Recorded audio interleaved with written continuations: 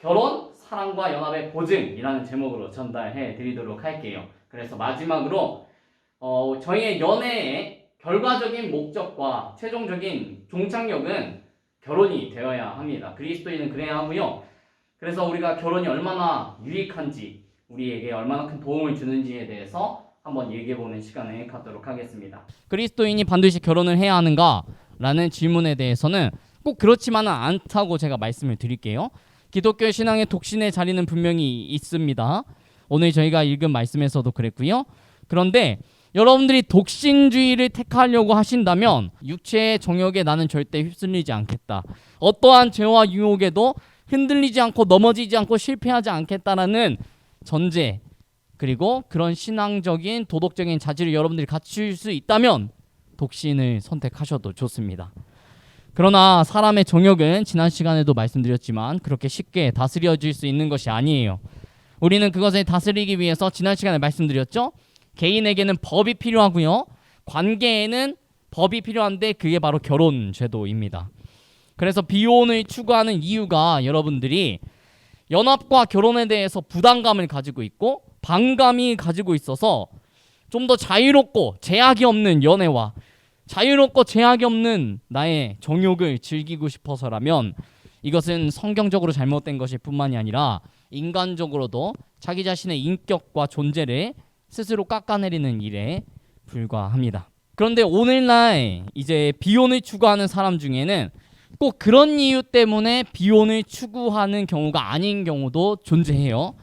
우리가 지난 시간에 봤던 이 영화의 한 장면에서 그 벤이라는 캐릭터와 같이 이야기를 했던 닐이라는 캐릭터인데요. 지난 시간에 봤던 것처럼 벤이라는 사람은 자신의 육체적인 욕망을 자유롭게 두고 싶어서 비혼을 생각했는데 반해서 닐은 지금 자신의 육체 정욕이 중요하지 않아요. 한 사람만을 사랑하고요. 정말로 존중하고 배려하는 모습을 우리는 볼 수 있습니다. 저는 이렇게 그래서 구분을 짓고 싶어요. 비혼주의에는 두 가지가 있다. 하나는 에로스적 비혼주의. 저는 이렇게 정의합니다. 두 번째는 플라토닉 비혼주의. 이렇게 지칭해보면 어떨까 싶어요. 그리고 오늘날 청년들에게 그럴싸하게 들리는 이 비혼에 대한 사실은 바로 이 플라토닉 비혼주의에 해당한다고 볼 수 있어요. 예를 들면 이거죠. 결혼을 하는 과정에서 두 남녀의 사랑을 중요하게 생각하고 진행하는 것이 아니라 뭐 상대방의 가문이라던가 사회적인 위치, 경제적인 상황 같은 거를 심사하듯이 평가하는 모습, 또 결혼을 하는 과정에서 뭐 혼수를 해야 된다거나 복잡한 절차와 허황된 결혼 의식들이 중요하게 생각되는 현실을 여러분들이, 우리 청년들이 겪다 보니까 결혼 자체가 너무나도 무익하고 거부하게 되는 현상이 발생을 하고 있는 겁니다. 그럼 여러분들께 한번 질문해 보도록 할게요. 여러분들은 이렇게 닐과 같은 사람을 여러분들이 만났다며, 그게 여자일 수도 있고 남자일 수도 있겠죠. 일평생 여러분들만 사랑하고 배신하지 않을 것을 약속한 사람이라면 결혼 없이도 살 수 있을 것 같나요? 지금 당장은 여러분들이 고민할 문제는 아닌 것 같기도 합니다만, 베스는요 그 동생의 결혼식에 이제 참여를 하게 돼요. 동생의 결혼식에 참석을 하게 되는데 그 과정에서 변질된 결혼의 관습, 예식들을 경험을 하게 됩니다.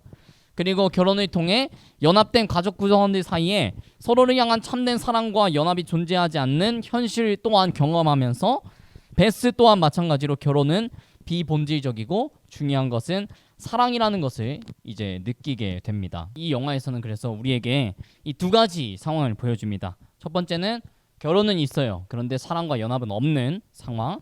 두 번째는 사랑과 연합은 있는데 결혼은 없는 상황이죠. 아마 여러분들께서 이 두 가지 선택지들 중 하나를 선택해야 된다면 여러분들은 어떤 걸 선택하시겠습니까? 아마 당연히 결혼은 없더라도 참된 사랑과 연합이 있는 상황을 선택하겠죠. 여러분의 생각과 마찬가지로 베스도 동일한 선택을 하게 됩니다. 그런 결혼은요, 알맹이가 없는 껍데기와 같다는 것을 느낀 베스는 그런 결혼을 할 바에야 참된 사랑과 연합을 이룰 수 있는 사람과 함께하기를 선택합니다.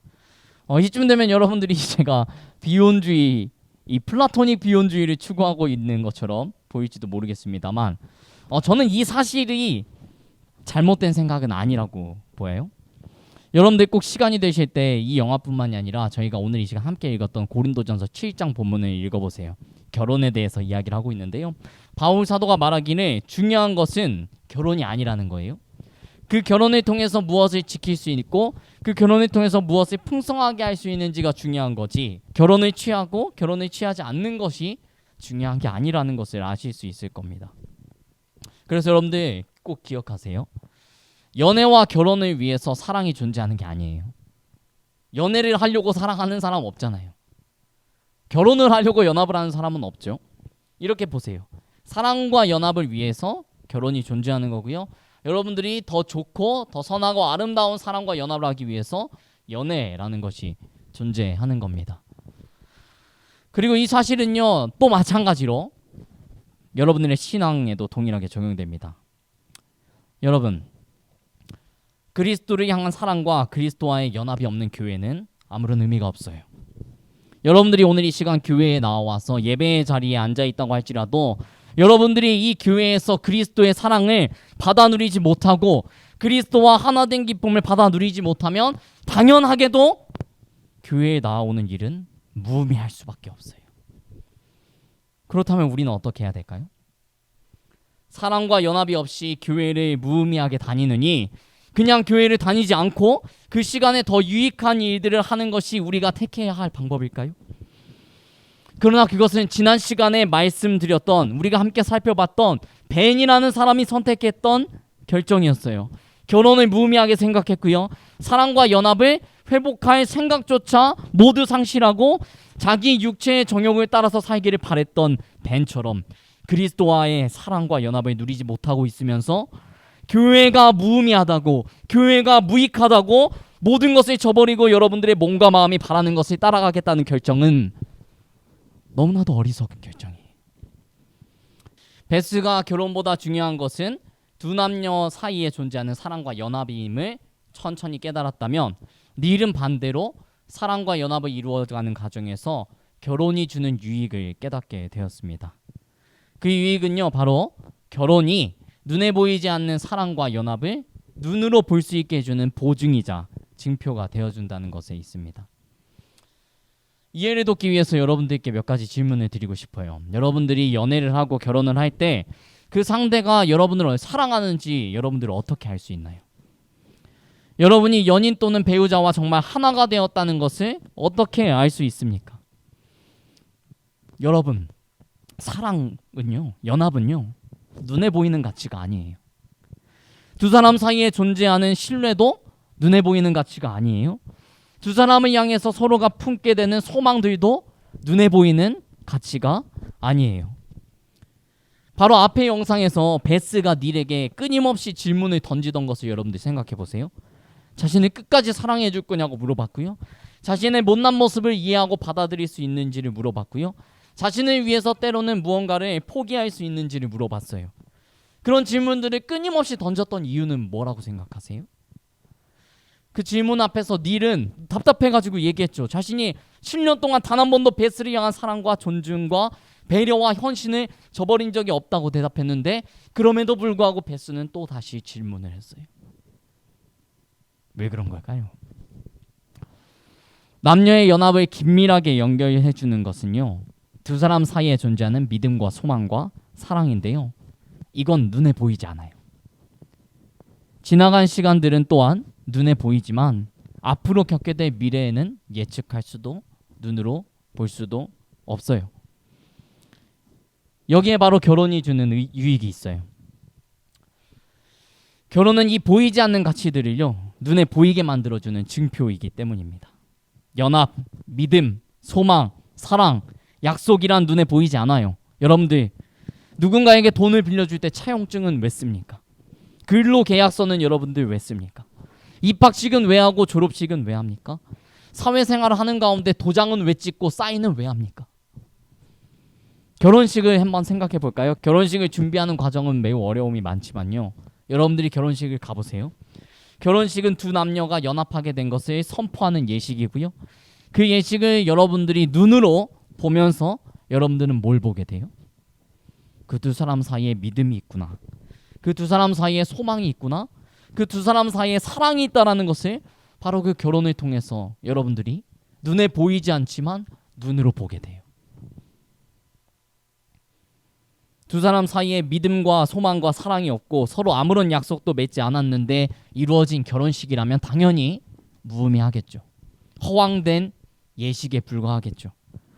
그러나 두 사람 사이에 믿음과 소망과 사랑이 존재하고 그 두 사람이 그 위에서 서로를 존중하고 배려하고 헌신하고 한 몸으로 연합되기를 약속했다면 결혼은요, 그 약속의 도장을 찍어서 그 두 사람뿐만 아니라 모든 사람에게 눈으로 보여주는 일입니다. 그럼 이제 여러분들께 또 다시 한번 여쭙고 싶어요. 교회에 나와서 예배를 드리고 신앙생활을 하는 일이 무익하고 헛된 것으로 느껴지실 때 여러분들은 어떤 생각을 하고 어떤 결정을 내리고 있습니까? 교회에 나와 예배를 드리느니 차라리 집에서 쉬면서 체력을 보충하든지 아르바이트를 가든지 공부를 하든지 인생에 조금이라도 도움이 되는 일을 하는 게 나을 것 같다고 생각하고 있지는 않습니까? 교회를 다니지 않고 주말을 여유롭게 보내며 살아가는 사람들이 부럽게 느껴지지는 않습니까? 여러분, 근데 그렇다고 해서 그렇게 어리석은 결정은 하지 않았으면 좋겠네요. 교회에 나오는 일이 기쁘지도 않고 무익하게만 느껴지고 시간을 허비하는 것처럼 느껴진다면 여러분들이 해야 할 일은요, 그리스도와 사랑과 연합을 회복하는 일이지 교회를 떠나고 교회를 저버리는 일이 아닙니다. 그리스도와의 사랑과 연합을 회복하기를 바라는 사람들이 택하는 가장 지혜로운 선택은요, 교회를 통해 누릴 수 있는 유익을 적극적으로 취하여서 누리는 겁니다. 하나님이 보이지 않습니까? 그리스도가 여러분들 보이지 않습니까? 그리스도께서 여러분들에게 얼마나 많은 신뢰와 소망과 사랑을 쏟아붓고 계시는지 보이지도 느끼지도 않으십니까? 당연하죠. 그건 눈에 보이는 가치가 아니기 때문이에요. 그러나 저는요, 이 교회를 통해 그리스도를 보았습니다. 왜냐하면 교회는 그리스도의 눈에 보이는 몸이기 때문이에요. 저는 이 교회를 통해서 하나님의 음성을 듣습니다. 왜냐하면 이 교회에 모여 예배를 드리는 가운데 선포되는 말씀은 하나님의 말씀이고 하나님의 음성이기 때문입니다. 또한 저는 이 교회를 통해 주께서 제게 쏟아 부으셨던 믿음과 소망과 사랑으로 세워진 약속을 눈으로 봅니다. 왜냐하면 이 교회가 그 자체로서 하나님께서 맺어주신 언약의 확증이고 증표이기 때문이에요. 여러분, 남녀 사이에 중요하고 본질적인 것은 두 사람의 사랑과 연합이지 결혼이 아닙니다. 결혼은 때로 변질되고 결혼은 때로 그런데 무익하게 느껴지기도 해요. 그러나 참된 사랑과 연합을 이룬 남녀는 반드시 결혼하기를 기뻐하고요, 그를 통해 많은 유익과 복을 누립니다. 마찬가지로 눈에 보이는 이 교회는요, 때로는 변질되고 때로는 무익하게 느껴지기도 합니다. 그런데 중요한 것은요, 그리스도와의 사랑과 연합이지 교회가 아니에요. 그러나 그리스도와의 참된 사랑과 연합을 이룬 그리스도인은 교회와 예배의 자리로 나오기를 기뻐하고요, 그 가운데 많은 유익과 복을 누리면서 살아갑니다. 이 복되고 유익한 진리를 여러분들이 저는 꼭 깨달으실 수 있었으면 좋겠습니다. 눈에 보이지 않는 영과 진리로 존재하시는 하나님께서 왜 눈에 보이는 사람의 육체를 입고 이 땅에 오셨을까요?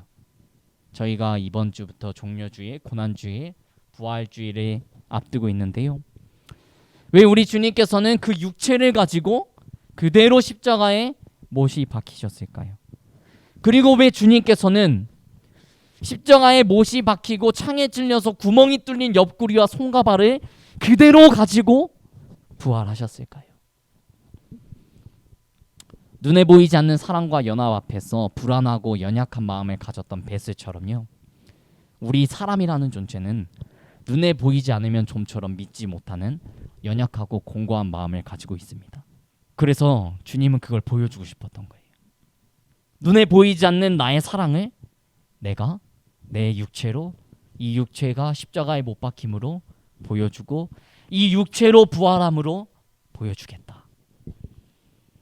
그래서요, 그 십자가를 눈으로 보고 그 십자가에 못이 박힌 손과 발, 창에 찔린 옆구리를 직접 손으로 만졌던 예수 그리스도의 제자 요한은 요한일서 1장에서 이렇게 증언했습니다. 함께 읽어볼까요? 시작. 태초부터 있는 생명의 말씀에 관하여는 우리가 들은 바요, 눈으로 본 바요, 자세히 보고 우리의 손으로 만진 바라. 이 생명이 나타내신 바 된지라. 이 영원한 생명을 우리가 보았고 증언하여 너희에게 전하노니 이는 아버지와 함께 계시다가 우리에게 나타내신 바 된 이시니라.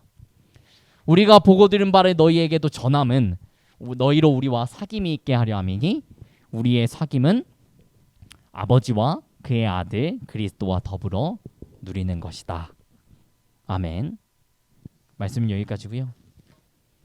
함께 찬양 한 절 하고 우리 기도하실 텐데요. 여러분들 기도를 마음으로 하셔도 돼요. 지금 우리가 이 교회와 예배의 자리에 어떤 마음으로 나와왔는지를 한번 여러분들이 돌아보실 수 있었으면 좋겠고요. 주님께서 베푸신 사랑을 여러분들이 얼마나 많이 알고 누리고 있는지도 한번 생각해 보세요. 그리고 마지막으로는 주님께서 고난과 부활을 통해 우리에게 도대체 무엇을 알려주고 보여주고 싶어 하셨는지를 생각해 보는 시간을 가졌으면 좋겠습니다.